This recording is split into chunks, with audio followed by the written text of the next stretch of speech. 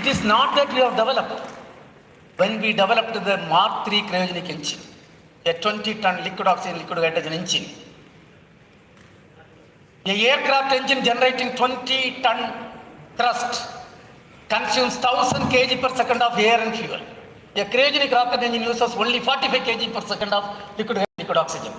When we developed that engine, there were a couple of project directors. I was in the last 5 years, I was the project director with thousands of my colleagues working. I was very particular to get world record. A technology which was denied, we wanted to get world record. And today, 3 places we are number 1 in that technology. We have realized only 3 engines. In fact, your chairman asked how India is realizing low-cost systems. Other countries make 10 engines, then only they succeed. We made only 3 engines, and we succeeded. From the engine test to flight, other countries have taken 34 months to 6 years. We completed the development in 28 months, and we are having number 1 position there today.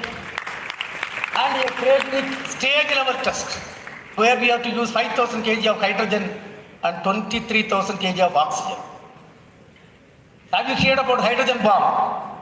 If you use liquid hydrogen properly, it will work as a fuel. If you don't use liquid hydrogen properly, it will explode.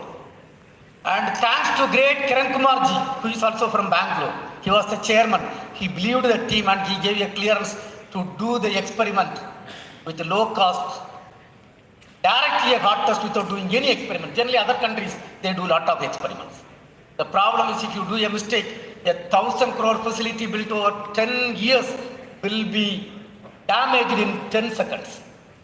And today, with high level of maturity, high level of technology, high level of knowledge, we have succeeded the test in 34 days and we have made the world record.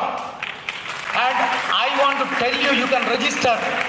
This world record cannot be broken by any countries even in another 50 years, because nobody is going to take such a risk and no management is going to occupy. And we are occupying world leadership role after Prime Minister Modi ji took over as the Prime Minister of this country. A country, India, which was not having satellite technology 50 years back, we have conceived, built, launched a 1,000 kg communication satellite and we have donated to South Asian countries. We are building a G20 satellite and India is contributing 70% in the satellite building. And we are going to donate to G20 countries. And India is a great country. We don't believe only our growth. We also, whenever we grow, we believe in the growth of our neighbors. Bhutan sat and other countries really will help in a big way. India has built a satellite to study the sun, Aditya alone. Till today, only 4 countries have built a satellite to study the sun, and India is one among that 4 countries. This year, January 16, we had a great docking experiment. 2 satellites rotating with 28,400 km per hour was successfully docked together, and India becoming 4th country in the world having demonstrated that technology. And you all know Sukraji, Subhash Shukla, the first Indian to be sent to the International Space Station. And we have sent successfully and brought him back safely. Of course, using Falcon rocket. And as it was told, originally launch was scheduled on 11th June. 10th morning we came to know a leakage in the rocket. And the SpaceX team was fully convinced there will not be any problem and the rocket was cleared and launch countdown was going on. The Indian team was fully convinced that the rocket will not work properly with that type of leakage and we wanted to have a call off. And based on our insistence, finally the launch was called off on 10th evening 5:15. Finally, when the rocket was inspected, there was a crack in the feed line.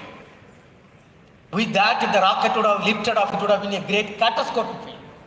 And today, dear friends, I want to salute the Indian education system. I want to salute the Indian ISRO training. We could stop a leaking rocket and ensure safety of 4 astronauts, including Subhash Shukla. And today the entire country is looking at India in a different way. And we are going to have our human spaceflight program. By 2027, we are going to send our own human being using our own rockets.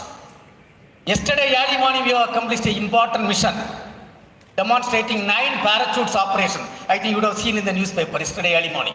It was a perfect success. And this is one of the steps we have moved forward. Out of 10,000 tests, almost 8,000 tests we have completed. Remaining we have to complete before authorizing the human spaceflight program. Flight by 27 March. And lot of activities are going on. Chandrayaan 4 mission, Chandrayaan 5 mission, Venus orbiter mission. So much activities are going on. In another 3 years, the 55 satellites what we are in the orbit, we are going to increase to 3 times for serving the common man of the country. And by 2035, as announced by Honorable Prime Minister of India, we will have our own space station. India will have its own space station, a 52-ton space station we will have. We are working towards that. We are working through a next generation launcher. You know what is the capability of the launcher? The first launcher, 1980, our capability was to place 35 kg in the low Earth orbit and 17-meter height. This rocket will be 40-story building height rocket, capable of placing 80,000 kg in the low Earth orbit. And by 2040, based on the guideline of Honorable Prime Minister, we are going to land Indian on moon and bring them back safely. 2040. 2040 Indian space program will be in par with any other spacefaring nations. Dear friends, thereby I want to tell the success of Indian space program is because of teamwork. We strongly believe the organization and country is above individuals, and you should realize the individuals are nothing. The country is above individuals.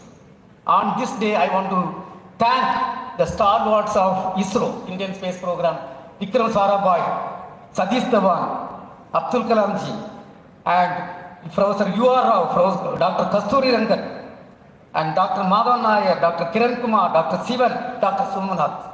Why I mentioned all these names? Every person is having unique characteristics. Everybody has put strong foundation for Indian Space Program.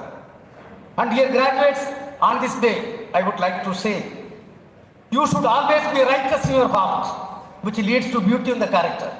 Beauty in the character brings harmony in the home, and harmony in the home leads to order in the nation, and order in the nation leads to peace in the world.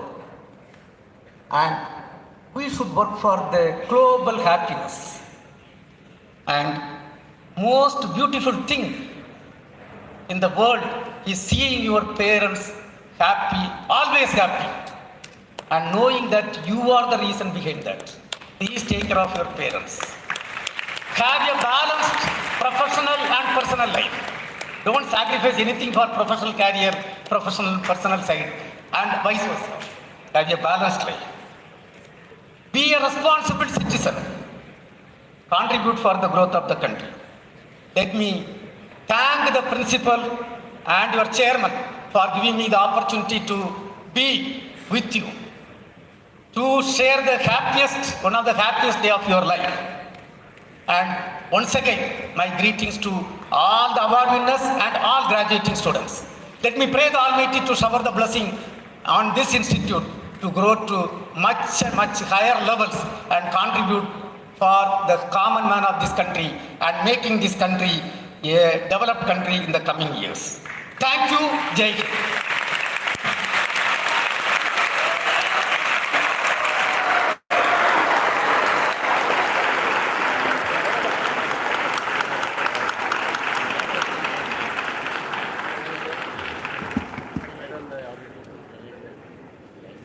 Thank you very much, sir, for your inspiring words that have beautifully captured the vision and values of ISRO, and for reminding our young graduate that true success lies not only in professional achievements, but also in becoming better individuals and responsible citizens. Your guidance today will remain as a beacon as they step into the next chapter of their journey. On behalf of the institution, faculty and the graduating class, we express our deepest gratitude for sharing your time, wisdom and encouragement. We are certain that your message will continue to inspire